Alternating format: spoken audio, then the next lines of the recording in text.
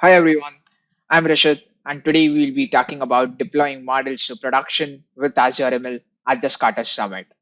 But first off, I'd like to talk a bit about our sponsors, uh, Script Runner, DQ Global, Proximo 3, Redspire, Agilisis, and Hitachi Solutions. Thanks for sponsoring this event.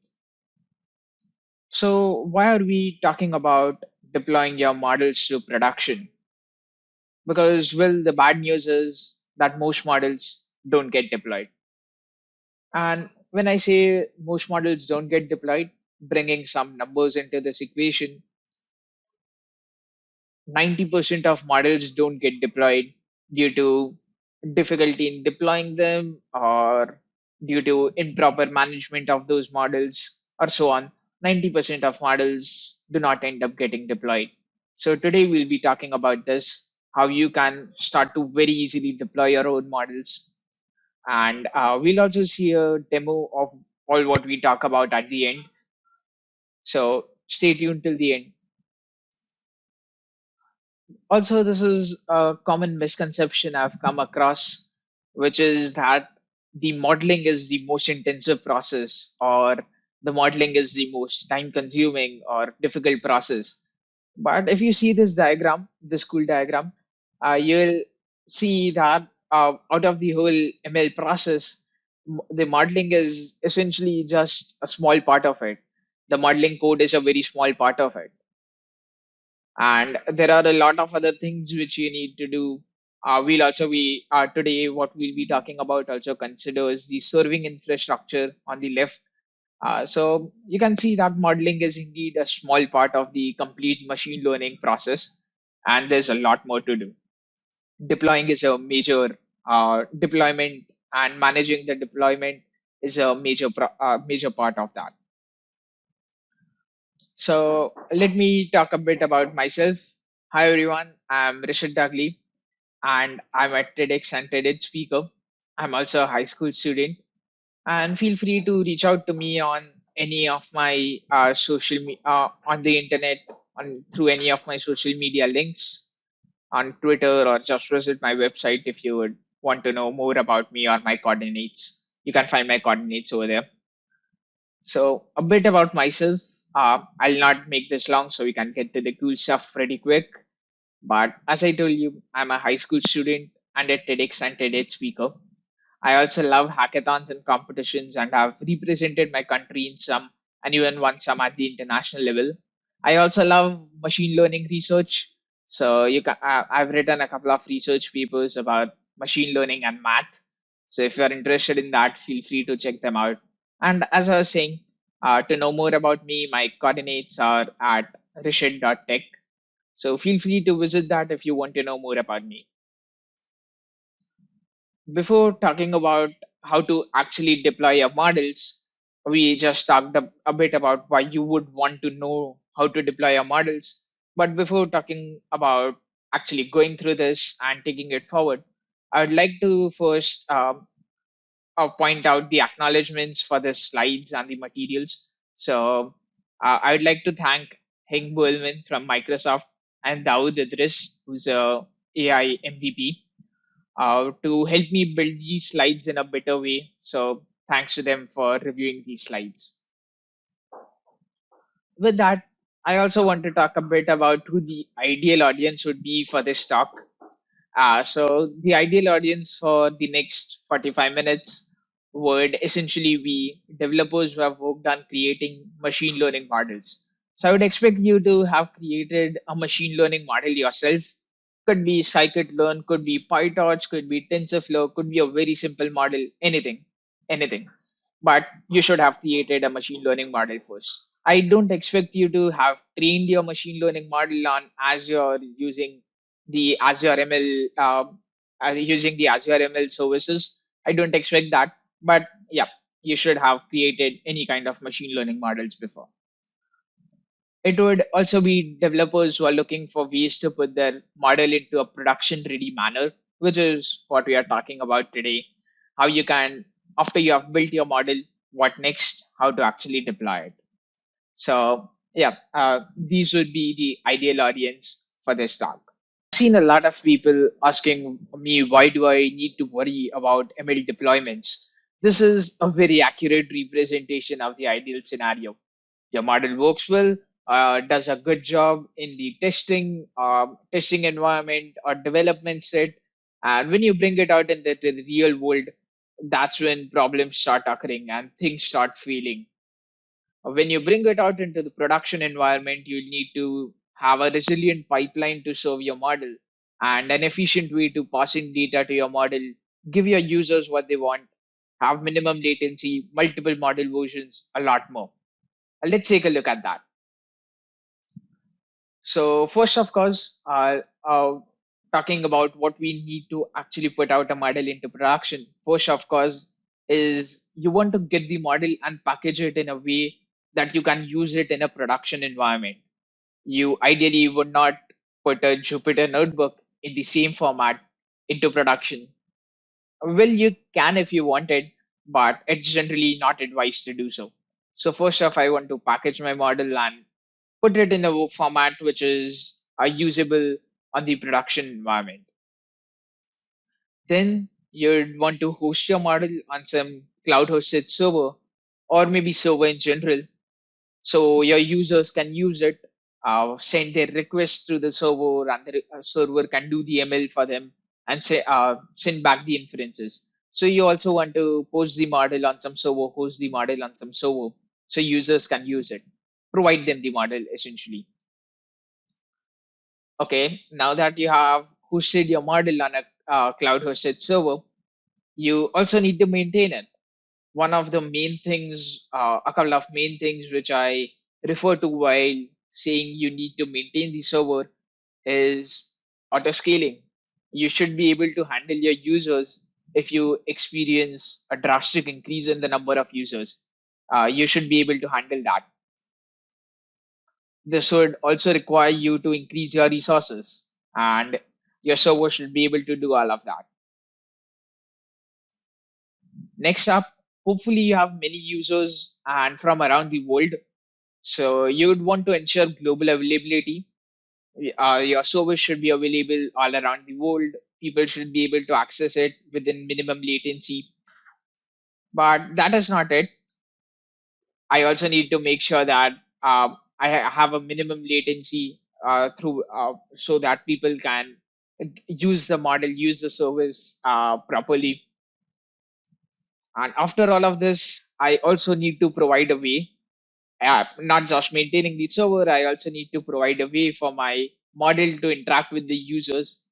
This most probably would be you'll most probably provide an API to interact with the model, provide an API to work with, which you or someone could call, uh, uh, and your model could get back the predictions. You also need to maintain this API. So tomorrow, when you make an update to the model, you need to ensure your users get the latest version of the model. Uh, and we'll talk about this in great detail in some time. But I also need to efficiently manage my model versions. So my users get the latest version of my model. And yeah, there's a good experience overall.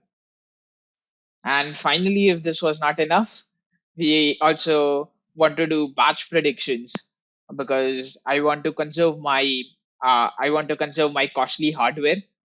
I want to use my costly hardware very efficiently, even on the cloud. I want to use my hardware very efficiently. So I also have to do something to ensure to have batch predictions when required. That's quite a lot of things you need to maintain, you need to take care of. And this seems pretty hard to me too, doing all of this. And but you'll soon see how easy Azure ML makes it for you and how you can do all of these steps yourself too. But before even going to Azure ML, I want to talk a bit about simple deployments.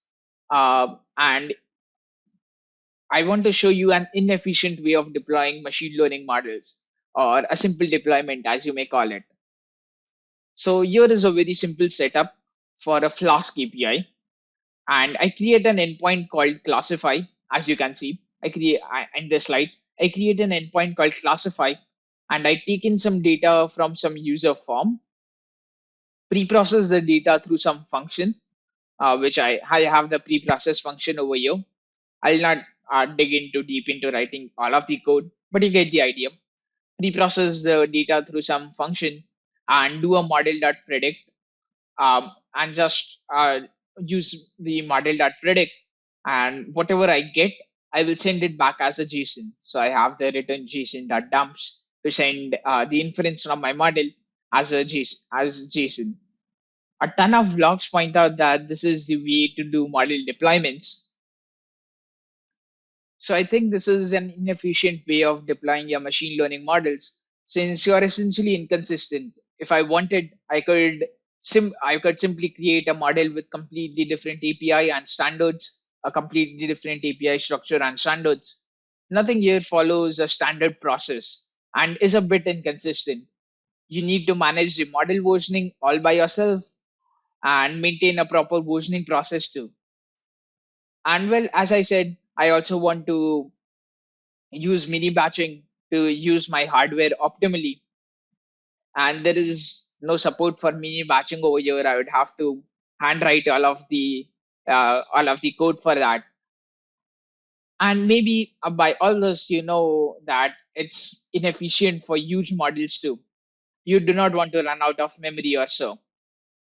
Okay, so what should I do if the standard Flask deployment is an inefficient way of doing machine learning deployments? Well, that's where Azure ML comes into place. It allows you to deploy your machine learning models with ease on Azure. And um, to better talk about Azure ML and how you can start using it, I would like to go through a walkthrough of deploying a model. So in this walkthrough, I'll show you, we'll build together a simple example where we try and deploy a model, but all of the things which we'll be talking about in this talk will be applicable to your own models or other models too. So yeah, we are just going through a walkthrough so we can build something in this talk. So we can build something in this talk too. So you can deploy an Azure machine learning compute instance, an Azure container instance, an Azure Kubernetes cluster, an Azure function, or an Internet of Things module very easily with Azure ML. So there are quite a lot of deployment options with Azure ML, and we'll see how you can deploy on these. Usually, ACI is a good choice for testing and development. For production, you should maybe deploy it to a target that meets your specific business needs or the specific performance constraints. Uh, so you can essentially deploy it on all of these targets with Azure ML very easily, and we'll soon see that. So first up, I want to talk a bit about what do we need with Azure ML. So you'll see a couple of similar things over here too about deploying models. So first off, with Azure ML, I need to register my model, or I could say a way of letting Azure ML know that this is my model and being able to access the model whenever it is needed. So let's say a user passes in a request, sending some data to me. I need to access the model and then perform the inference, right? So registering the model will allow me to essentially access the model whenever I need it. After that, coming to the inference part, I've already registered my model, and now I want to start taking user requests, or people should be able to pass in data and get inferences. So once some data is passed in, I first need to load the model, and loading the model is pretty easy because I have already registered it. I can access it with one line of code. So I'll do that. I'll load my model first off, then I'll perform the inference. So, uh, at this stage, I also want to tell you that Azure ML uh, allows you to deploy almost any kind of models. You could have a scikit-learn model, you could have a PyTorch model, TensorFlow model, or any other framework out there. It also supports Onyx model formats, which essentially means that you can do model deployments with any other framework out there. But in this talk, we'll be taking a walkthrough through deploying a TensorFlow model. Um, but all the methods we discuss in this talk will be applicable to your own models, which might be in other frameworks too. So after performing inference, uh, I want to do all of this at scale, right? So I want to load my model, perform the inference, and all of this part at scale. So Azure ML also allows us to do all of this at scale. So this is essentially what we'll be talking about while deploying the model itself. Yeah. So as I was saying, I want to perform all of this at scale. So after successfully training a model, you must register it in your Azure machine learning workspace. So your service will then be able to load the model whenever it is required. So to register a model from a local file, you can use the register method of the model object as shown here, which is essentially saying that I could have trained my model elsewhere on my own PC on some other cloud instance, and I'm registering it from a local file. There are multiple ways of registering the model, but well, this is the easiest way of doing so with a local model file. And since I'm registering a TensorFlow model over here for this example, I have the in the model path, I have the TensorFlow 2 saved model directory. And I could change this model path to be the path to a .onyx file, a .pkl file, or a .pt file. So you can use your scikit-learn models, your torch models, or even onyx representations of your machine learning models. So it's all up to you to which framework you will want to register. And well, that was just a simple way of registering your model. And if you have already trained your model with Azure ML, so for the folks who don't know about how you can go about training a model with Azure ML, there's nothing to worry about. You can stick to the model.register method I talked about in the previous slide, how you can register a model you have trained elsewhere. But well, if you have trained a model on with Azure ML itself on Azure itself, you can simply use the register model method of the run object too, which is pretty similar. I still need to pass in my model name, my model path, but I'm essentially referencing the run which I used to train my model. And yeah, as I said, could be a scikit-learn model, could be a torch model, could be an XD presentation. Okay, so now I have successfully registered my model. It was pretty easy to register my model. And now I want to create an inference service for the model. So what I would first want to do is I first want to load my model, after which I want to get inferences from my model. We talked about this process, and I want to do all of this. I want to load the model and inference from the model in an environment. So my environment could be, let's say I'm using TensorFlow. So my environment should have TensorFlow installed in it, so it can load the model and get inferences from it.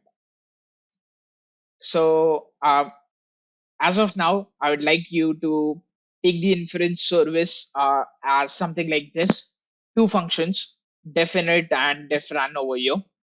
So what the init function and run function here essentially do is that the init function will run each time the service is loaded. So once you load your service, that's when the init function will run. And each time a request is sent to the service, or a user sends some data to the service for inference, that is when the run function will be called. So from that, you might get a good idea that the init function should load my registered model, and each time some data is passed to the model by a user or a request is passed to the model, I want to do the inference on it. So that is essentially what these two functions over here should be containing. Okay, so let's talk about the init function first, and don't worry about the run function as of now. So is it easy? Remember, is it easy to load the model? Well, remember you registered the model earlier, so it is pretty easy to get the model. Your register models are stored at a path pointed by the environment variable Azure ML underscore model underscore dir. So you could simply use this path variable to uh, get to know where your models are stored. And you could also have different versions of your model. So uh, so the Azure ML underscore model underscore dir, it's is where your model would be stored. So I just see a mistake over here. Might be a typo from my end, which is the model root equal to is repeated twice, is repeated. So yeah, just ignore that part. Might be a typo from my end. So I have the model path now, and I simply use the TensorFlow's saved model function. So remember, I'm using a TensorFlow model, right? So I need to, so my environment needs to have TensorFlow installed in it, because while loading the model, I will actually use a function from TensorFlow. So here I'm simply using, because I have a TensorFlow saved model, I'm using tf.savedModel.load. Okay, so that was pretty easy. I I just I just did I just loaded my model. And before I go any forward, I'd like to point out yet again, this could be a bit different for you. If you are using PyTorch, you have some different syntax to load the model, right? So you can't simply load the model with the framework you're using over here. So with that, I have loaded my model, and now I want to get inferences from the model or code for inferences from the model. And here I first take my data in. So before I even move to this, this is now going to be in my uh, run function, because uh, I need to get inferences from the model each time a request has been passed to it. So I'll put it in my run function. So first off, I want to take my data in the model, after which I pass it to my model for inference, which I do over here. I'm just passing it to my model for inference. So remember, the model object is what we created in the init function right above this. Uh, just a couple of slides ago, we created the model object which loaded my TensorFlow model. So I'll use that and get inferences from my data, which is your saved as output. After doing that, this is an example model I made, which returns me a list of probabilities. So I get the maximum element from this list of probabilities. So I just have some very simple code to do that, get the maximum from a list of probabilities. But this code could be anything according to your business logic. You could even take, I don't know why you would want to, but if you could even get the lowest probability from this list. It's essentially a list open to whatever you want to do. But for the sake of this example, I'm getting the maximum probability from this list. And whatever I get, I finally convert it so the output is JSON serializable. I convert it back to a list from an NumPy array, so my output is JSON serializable. Since at the end I want to uh, pa- pass out the inferences as JSON, so yeah, I'll simply convert it So my output is now JSON serializable. So, well, that was pretty easy. And you also wrote some code to get inferences from the model. So now I had two functions ready, the run function and the init function. The run function loaded my model for me. The init function actually did the inference part for me. But if you notice in run and init functions, I use some of TensorFlow's methods and TensorFlow's classes. So I want to run all of these functions in an environment. So your service essentially requires a Python environment in which it will run the entry script. Uh, so you can easily do this. You can easily configure the runtime environment with a conda configuration file, which is what I've done here. An easy way to create this file is to use the conda dependencies class to create a default environment and then add any other required packages. We'll then serialize the environment to a string and save it. So here I have used the conda dependencies class uh, to create my environment configuration, which is essentially me telling it that it is a standard environment, but on which I want to add a couple of packages. So which packages are those? So first off, I want to add NumPy, which is what I use in the inference part. I got NumPy arrays back from it. I want to use TensorFlow so I can load my TensorFlow model and get inferences from it. I also want to install the Azure ML defaults package. So I can very simply add three of these packages to my environment configuration and save it as a YAML file. So I've just named it myenv.yaml for purpose of this example. And that is the most simple way to get your environment configuration up and running. So this is essentially what we do in this example. But at this stage, I would like to tell you that it's not um, it's not mandatory to use this content dependencies class. We had a very simple environment, which is just a Python environment with three of these packages over here.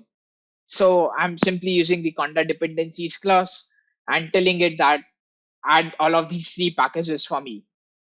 But if I have a complex environment where I want to run my model code in, it would be a lot more easier if I could pass in a Docker image for the environment configuration. And well, you can easily do this with Azure ML too. So at this stage, I'll not go into showing you a demo code for it, but I just want you to know that at this point you could also use a Docker image directly. And here we are not specifying a custom Python interpreter because this is just some simple demo code. I don't really need a custom Python interpreter. But if your application needs it, uh, it's good to know that you can also specify a custom Python interpreter very easily. And in case you are using Spark at this stage, then you can also customize your Spark settings. So, so over here, if you see, I'm also just adding the Panda and pip packages, TensorFlow and NumPy, and I'm leaving it to Azure ML to manage all of these, to install all of these. But it's good to know that you can manage all of these dependencies by yourself too. So if you have a complex use case and you might want to manage the dependencies yourself on how they are installed and all of that, you could also do that from here. So finally, we now want to deploy my service. So it just makes sense, right? I loaded my model. I wrote some code for inference. So the next logical thing is to take this and actually deploy it. So after creating the entry script, which talks about which loads the model and the environment configuration file, you can combine them in an inference config for service like this. So first off, I need an environment, right? I need an environment and I need an entry script.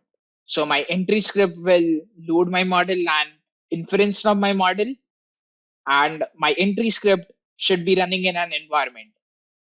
So so it's very easy to do this. I just had the myenv.yaml file made in the previous slide.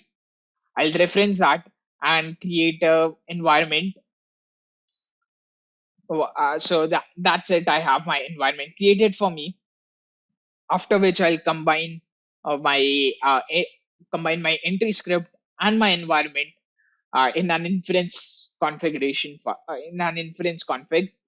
So I can simply do that using the inference config object, and I'll pass it my entry script. Here I've named it score.py, which is a pretty famous naming convention for the entry script, but I do know that it could be anything.py. And I'll also pass it my environment, which we made in the line about this, so it knows which environment to use while running the entry script. So yeah, as I was saying, this creates the environment for us. We have the entry script right over here. In this walkthrough right over here, we'll deploy it to AKS, which is ideally what you would want to use when you have a lot of users uh, sending requests to your model. You want to handle a lot of traffic, do the auto scaling part, and all of that. Although do note that I recommend you to first deploy your service on ACI for testing purposes, and after that deploy to AKS. So, uh, so deploying to ACI is pretty similar to what we'll be seeing over here. But of course, in an ACI instance, you wouldn't want to have a compute target. Whereas while deploying an AKS cluster, I would you be using a compute target first. So, let's take a walkthrough to deploying to AKS. And first off, I need to configure the compute to which the service will be deployed. You must create the cluster and a compute target for it before deploying. So here we made a compute cluster for us. With the compute target created, you can now define the deployment configuration, which sets the target specific compute specification. So I can make the containerized deployment. So uh, so this is pretty simple. I can simply use the AKS web service class. I can simply use the AKS web service and use the deploy configuration method and pass it in and start deploying it. So I just have some simple configuration over here, which is me telling it that I wanted to use one CPU core and 1 GB of memory, which is pretty low. But since you are just deploying a very simple model for this walkthrough, this is pretty enough for me. And once that's done, after all of this configuration is prepared, you can deploy the model. The easiest way to do this is to call the deploy method of the model class. So that is what I've used over here, model.deploy. I have name of my model. I'll simply pass it tf minus mnest. So in this example, I was deploying the very famous mnest model made with TensorFlow, which is also what I'll be demoing at the end of this talk. But yeah, that is what I was deploying for this walkthrough. I'll pass it in the reference of the model. I just made the inference config and the deployment config in the earlier slides. And I also made a deployment target with the name AKS dash cluster. So I'll pass in all of this. I'll pass in my inference config. my deployment configuration, and my deployment target, and simply use the dot deploy method. So that's how easy it is to deploy it to AKS. And yeah, I have my service up and ready, up and running, and I can at this stage I can start getting inferences from it. So my model is actually deployed, and I can start getting inferences from it. So let's see how you would want to do that. So Uh, so the most simple way to do this, and the one which you would most likely be using, is to inference with REST. So in the earlier slide, I'll go to the earlier slide. I made a service over here. Right? So I can simply use the service dot scoring UI, scoring URI variable, which gives me the endpoint to which I would send in all of my requests.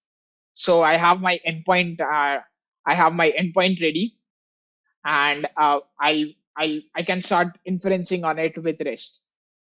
Uh, so yeah, I'd also like you to know that our service is going to return us JSON responses, which is a plus for us. And you can also specify a particular version of the model. So if you have multiple versions of the model, uh, as I said, model versioning is pretty important. If you have multiple versions of the model, you have a consistent API structure where you can send your inferences, where you can send inferences to. So yeah, it's also good to know that you can specify a particular version of the model you want to use. So let's start using this endpoint which I had over here. So with the endpoint there, it's pretty simple to send data to it and get inferences. I'm essentially making a REST API call for a simple example of performing inference with the REST API. I'll show you an example of it in Python. So I have my data in there, which is my X new, or my new data which I've got on which I want to perform the inference. I'll simply convert it into a JSON format. I'll just specify my headers, and then I can do a simple request.post. The URL would be the endpoint which we just got in the slide before this. So I'll pass in my URL. I made my data just about this. I'll also pass in my headers. So there I have it. Now I have my predictions. I So now my service is up and running. I also get the predictions from it. Also interested in batch inferences, so I can efficiently use my precious hardware and also save costs and compute resources. So the idea behind batch inferences is pretty simple.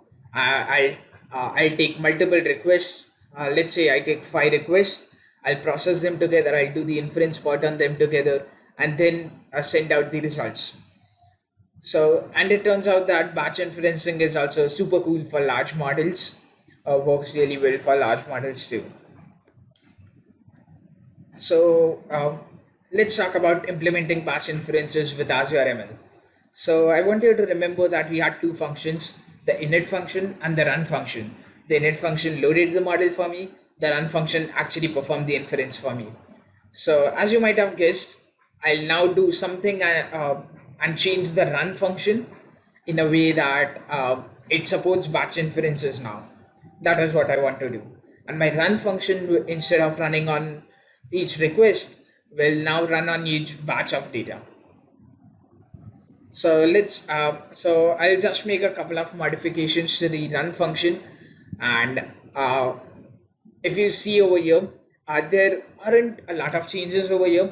Just a couple of line stage where I simply do the prediction inside a for loop, and take multiple inferences or inference results, combine them in a list, and return out that list. We'll do something with this list. We'll see about that later.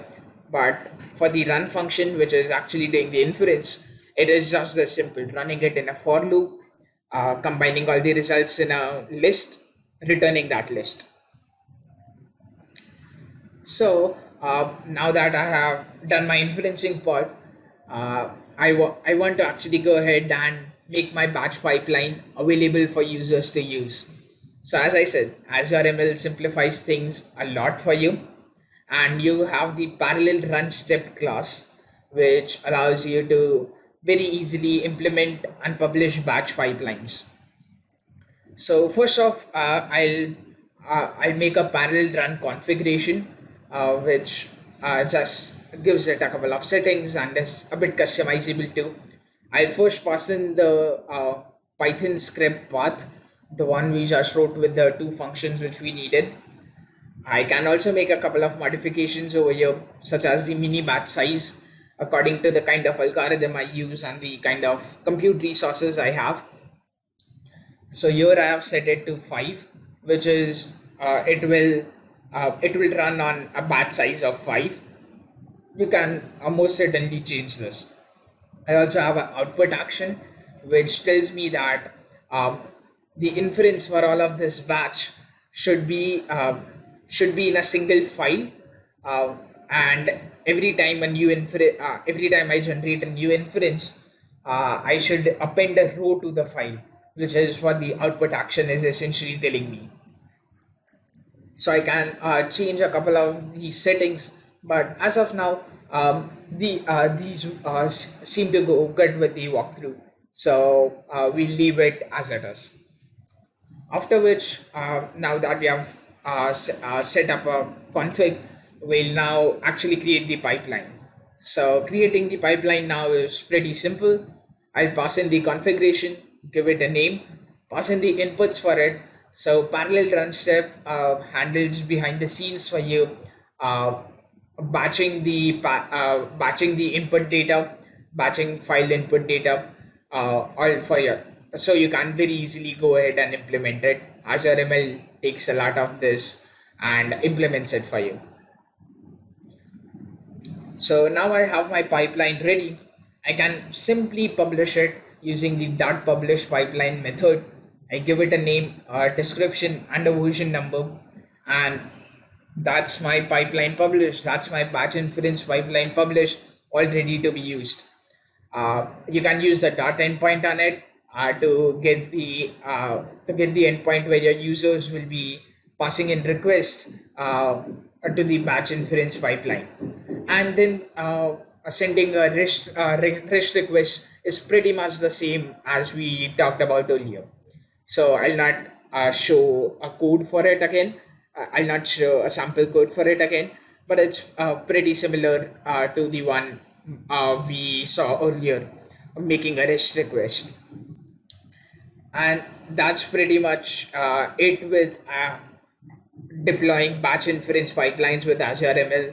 Azure ML makes it really simple for you, and with just a couple of lines of code, you are all ready to go with the batch prediction pipeline, and it's now up and running, ready to use.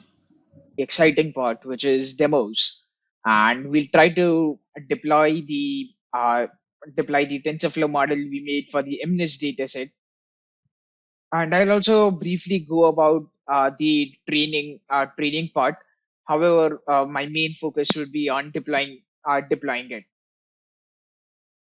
So I'll start off by initializing my workspace, and I've already run the training section of this since the training part took quite some time, a little more than 15 minutes. So I've already run the training part for you, and we'll go through the deployment part running it right now. So I make an experiment where I can store all of my uh, training part and logs related to training too. This is how our data set looks: handwritten images, MNIST, and we try to classify these handwritten images and then deploy this model. So I'll also register my data set. I'll create a GPU cluster so I can use GPUs for training my model.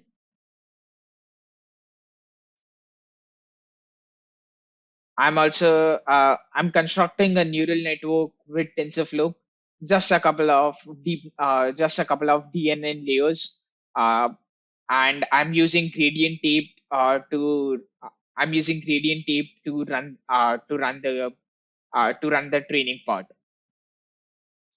So just some simple TensorFlow code. It could be any framework you want to use, but since we were using TensorFlow for the walkthrough, I thought to make the demo in TensorFlow itself. After which I start my training job, and I send it to the GPU cluster for training, and I have my training accuracy and my validation accuracy. I can see that it has not overfitted. My validation accuracy is around 86%, and my training accuracy is around, 96%, and my training accuracy is around 98%. So it has done well, not overfitted. But I believed I could do a bit better. So I just do I just do uh, uh, yeah, here it is.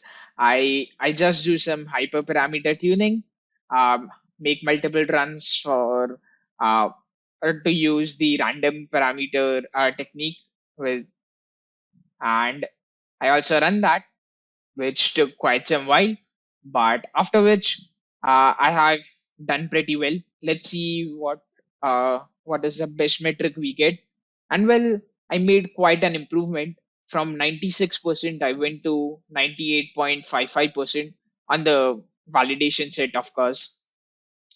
So I've made quite an improvement with hyperparameter tuning. And this is pretty good uh, for me. And I'll just go ahead find the best model from the hyperparameter tuning since I trained quite a lot of models. So I'll find the best model and I'll finally register the model. So whichever was my best run, I'll go ahead and register the model. I'll give it a name and the path. Now I want to deploy the model in ACI. So remember, we in the walkthrough we went through deploying in AKS, and I walked you through how you can deploy in AKS, and I back then told you that it's similar while deploying to ACI. So I thought let's go ahead and uh, demo the ACI deployment since you already have seen the AKS deployment earlier. So let's go ahead.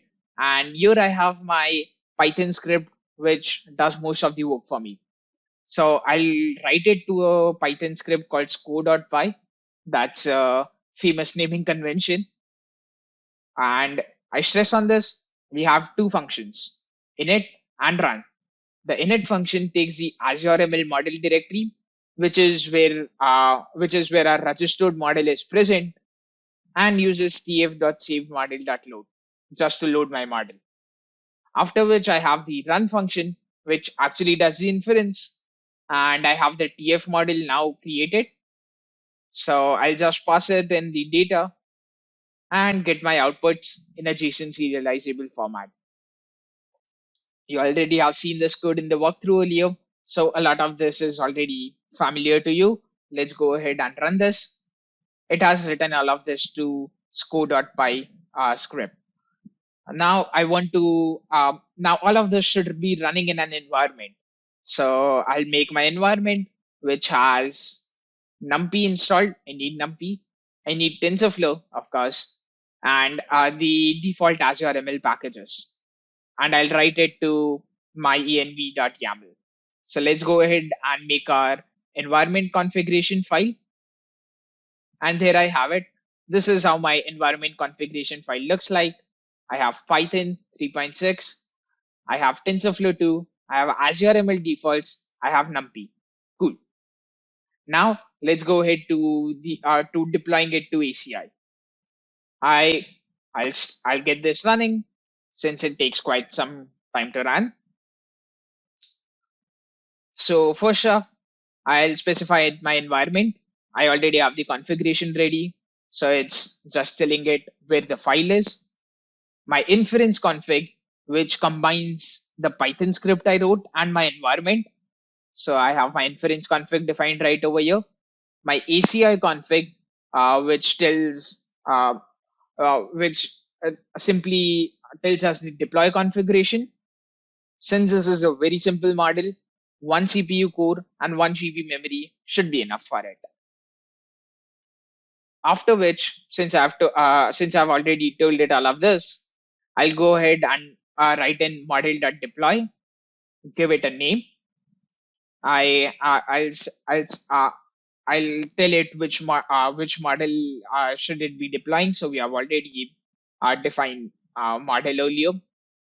I'll take the inference config and the deployment config, pass both of them in here. After which, I after which the service is ready to be deployed and it starts deploying. So this can take quite some while. To ACI can take quite some while. I'll not make you wait around till all of that time, and I'll speed this up.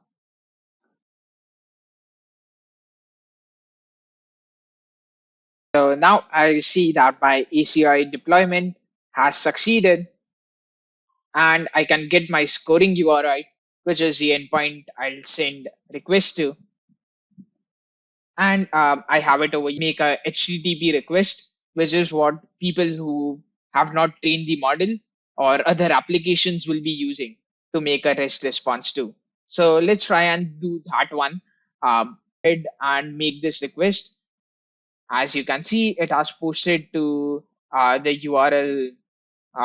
It has posted to this URL which we have for the ACI, and I sent it a random sample from the test set which had the label 0, and my model predicted it to be 0. My model did a good work. Let's try running this again. This time it sent an image with the label 9 on it, a handwritten 9, and my model was able to predict it, uh, and my model was accurately able to predict it. So my model is doing good, and I also have the REST API all set up. So that was it for the demos, and I hope you had fun seeing those demos. And finally, thank you for attending the talk, and feel free to connect with me over the internet, on Twitter, visit my website. And if you have any questions or run into any problems while trying this out for your own models, please feel free to reach me. I'd love to help you.